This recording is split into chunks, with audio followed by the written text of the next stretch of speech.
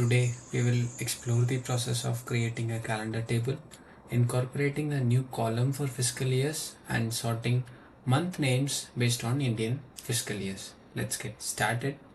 Navigate to the table view and click on the new table option. So let's name our table as calendar, which will contain all the dates. Within the calendar function, set the start date to the year 2020, month as January, and we can set the day as the first. For the end date, specify the year as 2025 and month we can keep December until 31st. Now you can press enter. So this will have all the dates from January 2020 to 2025.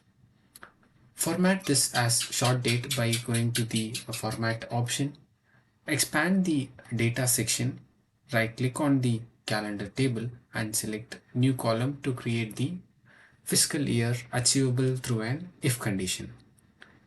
So here, if let's say the month of calendar date is going to be greater than 3, that is, if it is going to be greater than March, it should return the year of the calendar date plus 1. That is, for April, it is going to add 1 to the year of the calendar date. So if not, it is going to return us the corresponding available calendar year. So once we have these two conditions written, we can close this loop and execute this. So now we observe that the fiscal year is added in this new column. So we can also see that if the month is corresponding to April, the year will be one more than the calendar date column.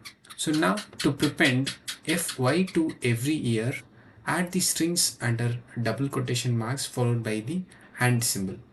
This will add the strings and yield the proper financial year.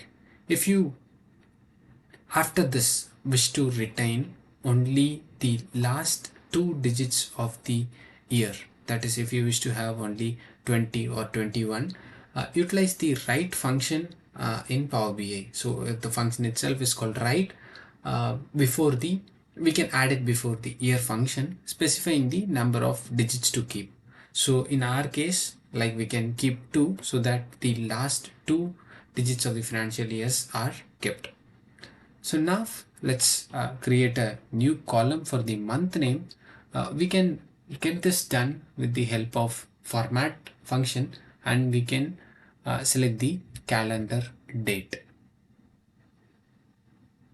Oops, I think I have selected measure instead of a column. Let me erase the measure, right click on the table and select new column once again.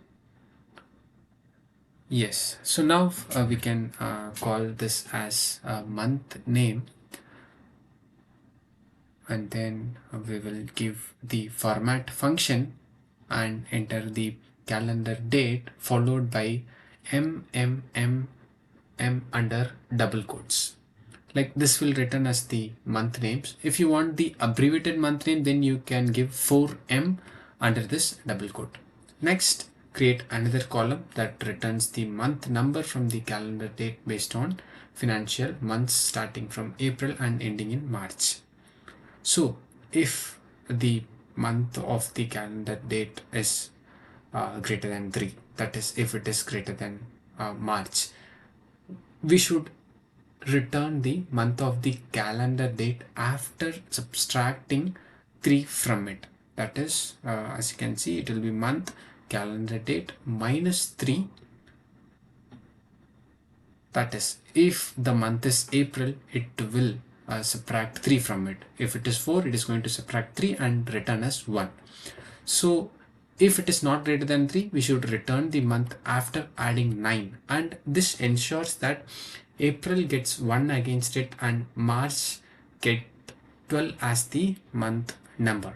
So this is what we should in fact have in the month number.